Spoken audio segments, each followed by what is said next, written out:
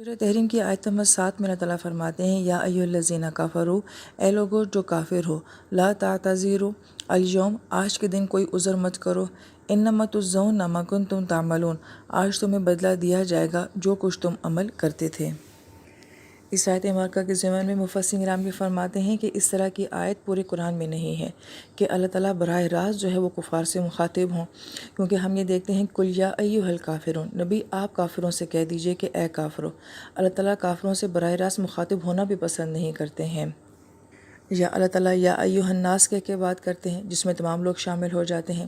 مگر اس انداز میں کہ براہ راست اللہ تعالیٰ کافروں کے ساتھ بات کریں، مفسرین کرام فرماتے ہیں کہ یہ وہ خاص آیت مبارکہ ہے۔ لہٰذا پچھلی آیت مبارکہ کا اس آیت مبارکہ کے ساتھ موازنہ کیا جائے تو پچھلی آیت مبارکہ میں براہ راست ایمان والوں سے بات ہو رہی تھی، اور یہاں پہ براہ راست جو ہے وہ کافروں کے ساتھ بات ہو رہی ہے۔ مگر مفسرین کرام یہ فرماتے ہیں کہ سورہ تحریم تو مدنی صورت ہے، اور مدینہ شریف میں تو منافق تھے، کفار نہیں تھے، تو یہاں پہ کفار کا کیا معنی ہے؟ تو اس کا ایک جواب جو مفسرین کرام دیتے ہیں وہ یہ کہ یہ آیت مبارکہ جو ہے یہ آخرت کے لحاظ سے بیان کی گئی ہے۔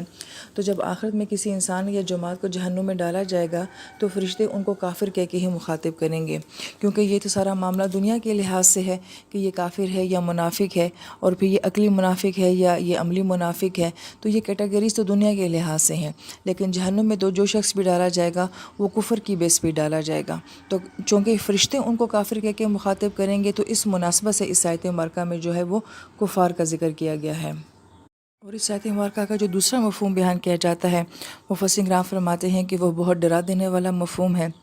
کیونکہ آیت مبارکہ میں کہا جا رہا ہے لا تعتذروا، اور یہ مستقبل کا صیغہ ہے، یعنی کہ انسان دنیا میں اپنے آپ کو کیا سمجھتا ہے اس کی حقیقت تو آخرت کے دن جا کے کھولے گی۔ لہٰذا میں اپنے آپ کو مسلمان سمجھتی ہوں، ایمان والا سمجھتی ہوں، اور ہم یہ سمجھتے ہیں کہ ہم تو نیک لوگوں میں سے ہوں گے، لیکن قیامت والے دن ہمیں جب پکارا جائے گا تو ہمارے ظاہر کی کیفیت سے نہیں بلکہ ہمارے دلوں کی کیفیت سے ہمیں پکارا جائے گا۔ تو کتنے لوگ ایسے ہوں گے جو اہل علم فرماتے ہیں کہ جو کہ ایمان والے ہوں گے، مگر اس دن انہیں کافر کہہ کے پکارا جائے گا، انہیں منافق کہہ کے پکارا جائے گا، تو وہ انسان حیران ہوگا کیا یہ مجھے کہا جا رہا ہے؟ تو کہا جائے گا یہ تمہیں ہی کہا جا رہا ہے کہ تم اپنے آپ کو مسلمان سمجھتے تھے، لیکن ہمارے ہاں تمہارا شمار مسلمانوں میں اور ایمان والوں میں نہیں ہوتا تھا۔ لہٰذا دنیا میں ہم بہت کچھ ہوتے ہیں، ہمارے ساتھ بہت سارے ٹائٹل لگے ہوتے ہیں، ہم پروفیسر ہیں، ہم ڈاکٹر ہیں، ہم وکیل ہیں، ہم علامہ ہیں، ہم عالمات ہیں، ہم حافظات ہیں، مگر قیامت کے دن جس ٹائٹل سے ہمیں پکارا جائے گا اس دن ہمیں پتہ چلے گا کہ ایکچوئل ہم کیا تھے۔ پھر مفسرین کرام یہ فرماتے ہیں کہ آیت مبارکہ میں لا تعتذروا کا لفظ جو آیا ہے کہ اس میں عذر کی بات کیوں کی گئی ہے؟ وہ اس لیے بڑی اہم بات کہ ہم دنیا میں کیا کرتے ہیں، ہمارے پاس بے شمار عذر ہیں، نماز نہ پڑھنے کے، تلاوت نہ کرنے کے، علم نہ سیکھنے کے، اللہ تعالیٰ کی راہ میں نہ نکلنے کے، زکوٰۃ نہ دینے کے، بے شمار عذر ایسے ہیں جو ہمارے پاس ہیں۔ دوسری بات مفسرین کرام یہ فرماتے ہیں کہ ہم اپنی غلطیوں کو، اپنی کمی کوتاہیوں کو کچھ نہ کچھ جسٹیفیکیشن دے کے جو ہے دنیا میں بچا لیتے ہیں۔ لہٰذا دنیا میں انسان اپنے آپ کو دھوکہ دے سکتا ہے، سامنے والے کو دھوکہ دے سکتا ہے، بہت ساری جسٹیفیکیشن دے سکتا ہے، لیکن جب قیامت میں وہ یہی ٹیکنیک استعمال کرنے کی کوشش کرے گا کہ اللہ تعالیٰ میں اس لیے نیک نہیں بن سکا یا میں اس لیے یہ کام نہیں کر سکا، تو اس دن کسی قسم کا عذر جو ہے وہ قبول نہیں کیا جائے گا۔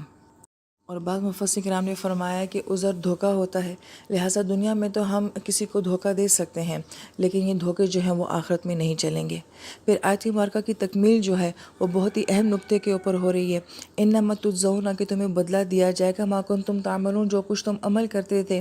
اب یہ ایسی آیت مبارکہ کا حصہ ہے جو کہ اکثر قرآن پاک میں آتا ہے، اور بار بار یہ آتا ہے کہ تمہیں وہی بدلہ دیا جائے گا جو کچھ تم کرتے تھے۔ اس آیت مبارکہ کو سمجھنا بہت ضروری ہے، پھر ہمیں ہر جگہ جو ہے آیت مبارکہ کی خوبصورتی جو ہے وہ سمجھ آتی رہے گی کہ آیت مبارکہ میں یہ کہا جا رہا ہے تعملون، جو تم عمل کرتے رہتے تھے، مضارع کا صیغہ ہے، یعنی کہ جو تم اکثر دنیا میں کام کرتے تھے، اکثر اس پہ تمہارا بدلہ جو ہے وہ دیا جائے گا، اس پہ تمہاری جزا کا معاملہ ہوگا۔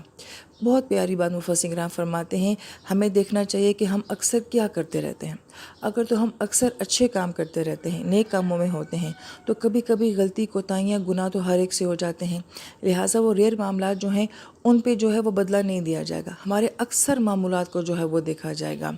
لہٰذا اب ہمیں دیکھنا چاہیے کہ ہم اکثر کیا کرتے رہتے ہیں۔ ہمارا اکثر وقت عبادات کے ساتھ ہوتا ہے، معمولات کے ساتھ ہوتا ہے، اپنے خاندان والوں کی بھلائی اور خیال کے ساتھ ہوتا ہے، نیک کاموں میں ہوتا ہے،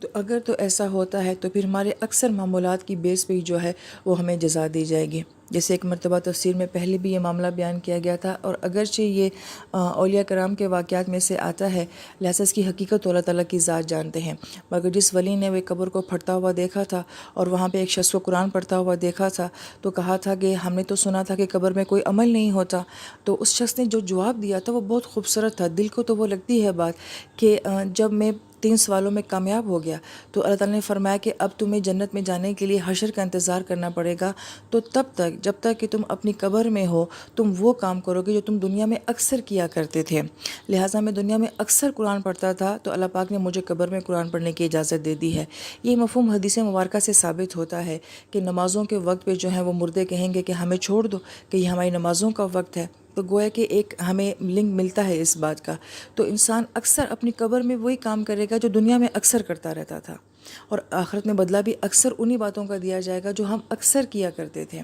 بہت غور طلب بات ہے. اب ایک شخص یہ کہتا ہے کہ میں گناہ تو نہیں کرتا، ہم کوئی حرام کام کے نہیں کرتے، تو ٹھیک ہے، پھر ہم اکثر کیا کرتے رہتے ہیں؟ فرض کریں کہ اگر ہم گھنٹوں گھنٹوں بیٹھ کے باتیں کرتے رہتے ہیں لا یعنی قسم کی، یا پہلے رسالے اخبارات پڑھتے رہتے تھے یا ڈائجسٹ پڑھتے رہتے تھے، اب ہم چیٹ کرتے رہتے ہیں یا پھر ویڈیوز دیکھتے رہتے ہیں، اور ہم یہ کہتے ہیں کہ ہم گناہوں والی ویڈیوز تو نہیں دیکھ رہے ہیں، یا ہم گیمز کھیلتے رہتے ہیں، ہم یہ کہتے ہیں کہ ہم گناہ تو نہیں کر رہے، جسٹ گیم ہی تو کھیل رہے ہیں. وہ ساری خرافات جو پہلے تھیں یا اب لیٹسٹ فارم میں آ چکی ہیں، اگر ایک انسان اکثر یہ کام کرتا رہتا ہے تو سوچنے والی بات ہے کہ جب ہمیں بدلہ دیا جا رہا ہوگا تو اب ہمیں گیم کھیلنے کا کیا بدلہ دیا جائے گا، واٹس ایپ کی چیٹنگ کا ہمیں کیا بدلہ دیا جائے گا، ان سارے کاموں کا آخر کیا بدلہ بنتا ہے جو ہمیں آخرت میں دیا جائے گا. تو سوچنے والی بات ہے کہ اکثر کام ہم کیا کرتے رہتے ہیں، تو اسی کے بیس کے اوپر جو ہے وہ میری جزا کا سارا معاملہ ہے. لہٰذا یہ بات سوچنے والی ہے کہ نیکی کرنا ایک علیحدہ معاملہ ہے، مگر ایک بندہ نیکی بھی نہیں کرتا اور گناہ بھی نہیں کرتا مگر وہ غفلت سے وقت گزار رہا ہے، تو وہ بھی سوچے کہ آخر مجھے اس چیز کا کیا بدلہ دیا جائے گا. تو غفلت پہ تو قرآن یہ کہتا ہے، اور بالخصوص سورہ یاسین میں یہ کہا گیا ہے کہ وہ لوگ جو غافل ہیں ان کے لیے سخت سزا ہے. لہٰذا یہاں پہ ہم تھوڑی دیر کے لیے رکتے ہیں. ہم نے اب تک جتنی زندگی گزاری ہے، ہمیں یہ جو لاسٹ ایئر گزارا ہے، یہ جو ہمارا لاسٹ منتھ گزرا ہے، یہ ہمارا ویک گزرا ہے، یا ہم اپنے ایک پورے دن کا شیڈول نکالیں، ہم اکثر کیا کرتے رہتے ہیں؟ ہم جو اکثر کرتے رہتے ہیں وہی ہمارے سامنے جو ہے وہ جزا کی صورت میں آئے گا. تو اس سے ہمیں خود پتہ چل جائے گا کہ ہمارے ساتھ آخرت میں کیا ہونا ہے. بہت ہی خوبصورت نقطہ، بہت ہی خوبصورت بات. مفسرین کرام یہ فرماتے ہیں کہ اگر کوئی انسان یہ دیکھنا چاہتا ہے کہ حشر میں میرے ساتھ کیا ہوگا، تو وہ یہ دیکھ لے کہ وہ دنیا میں کیا کر رہا ہے. جو کچھ وہ دنیا میں کر رہا ہے وہی کچھ اس کے ساتھ آخرت میں ہوگا. جب ہم سورہ بقرہ کی تفسیر پڑھتے ہیں اس میں بڑا پیارا نقطہ آتا ہے کہ انسان جو اکثر دنیا میں اعمال کرتا رہتا ہے، تو جب فرشتے اس کو آگے کوئی جزا دیں گے، جزا میں وہ کوئی بھی جنت کی نعمت دیں گے، تو وہ کہے گا یہ نعمت کیوں؟ تو کہا جائے گا وہ جو تم نے دنیا میں فلاں مہینے میں فلاں دن میں اور فلاں وقت میں جو نیکی کی تھی نا، ایکچولی ہم اس کا بدلہ لے کر آئے ہیں. پھر تھوڑی دیر کے بعد ایک نیا بدلہ آ جائے گا. یعنی کہ مسلسل ہر دن کے لحاظ سے، ہر وقت اور ہر لمحے کے لحاظ سے انسان جو کچھ کرتا رہے گا تو فرشتے اس کو باقاعدہ مینشن کروائیں گے، یاد دلوائیں گے کہ وہ تمہارا وہ دن گزرا تھا نا، یہ آج اس دن کی جزا ہے. سوچنے والی بات ہے کہ ہماری نمازوں کے اوقات، ہماری تلاوتوں کے اوقات، ایون جو علم سیکھنے سکھانے والے ہیں جو 2-2 3-3 گھنٹے آدھا دن جو ہے وہ یہ سارے کام کرتے رہتے ہیں، کسی کی خیر کے لیے 2-2 3 گھنٹے تک نکل جانا، کوئی بھی نیکی لے لیں، ان کا اکثر وقت جو گزرتا ہے وہ وہاں پہ کاؤنٹ ہو رہا ہے، اور یہ باقاعدہ ٹائمنگ کے ساتھ اور ڈیز کے ساتھ، ڈیٹ کے ساتھ جو ہے وہ وہاں پہ جزا کی صورت میں آئے گا. سبحان اللہ. بہت خوبصورت آیت مبارکہ ہے اور اس کا بہت خوبصورت مفہوم ہے. اس کے آخر میں مفسرین کرام ایک اور ضمناً ایک مسئلہ بیان کرتے ہیں، وہ یہ کہ اکثر لوگ یہ کہتے ہیں کہ ہمیں روحانیت کیسے ملے گی اور روحانیت کے لیے ہمیں کیا کرنا پڑے گا. یہ آیت مبارکہ جو اب تک ہم نے بیان کی ہے، اس سارا تسلسل جو ہمیں بتایا جا رہا ہے وہ یہ کہ اگر ایک انسان اپنی عبادات کو مکمل کرتا ہے، اپنے فرائض کو پورا کرتا ہے، فرائض کے بعد اگر نفل کے اہتمام کی توفیق ہوتی ہے وہ بھی کرتا ہے، پھر وہ اپنی ذمہ داریاں، اپنا کاروبار، اپنی نوکری اپنے فرائض ایمانداری کے ساتھ ادا کرتا ہے، اپنے خاندان کو وقت دیتا ہے، تو یہ جو سب کچھ وہ کر رہا ہے، اپنی گھریلو زندگی گزار رہا ہے، اپنی سوشل زندگی گزار رہا ہے، تو گویا کہ وہ روحانیت ہی تو حاصل کر رہا ہے. روحانیت کوئی علیحدہ چیز تو نہیں ہوتی، اس کے لیے علیحدہ سے تو کچھ نہیں کرنا پڑتا. اپنے پورے دن کے شیڈول کو اللہ تعالیٰ کے حکم کے مطابق گزار دینا، تو یہ سب سے بہترین ذریعہ ہے ایک بھرپور روحانی زندگی گزارنے کا. لہٰذا ہمارے استاد بڑی پیاری بات کہتے تھے، وہ کہتے تھے کہ بس آپ اپنا ایک دن اچھا کر لیں، آپ کا اگر آج کا ایک دن اچھا ہو جاتا ہے تو آپ کی آخرت کا ایک دن اچھا ہو جاتا ہے۔ لہٰذا پوری زندگی پلان نہیں ہوتی ہے، آپ اپنا ایک دن پلان کرنا شروع کریں کہ میں نے آج کا دن جو ہے وہ اچھا گزارنا ہے۔ اس کو صوفیہ کرام یوں بیان کرتے ہیں کہ وہ دن جو انسان معصیت کے بغیر یعنی کہ گناہ کے بغیر گزارتا ہے، گویا کہ اس نے وہ دن کسی نبی کے ساتھ گزارا ہے، کہ جس انسان کی کسی دن میں کوئی گناہ نہیں ہوتا تو گویا کہ وہ تو جنتی دن ہو گیا، اور ایک نبی کے ساتھ گزارا ہوا دن ہوگا، کیونکہ نبیوں کی زندگی میں گناہ نہیں ہوتا، باقی تو سب خطا کے پتلے ہیں۔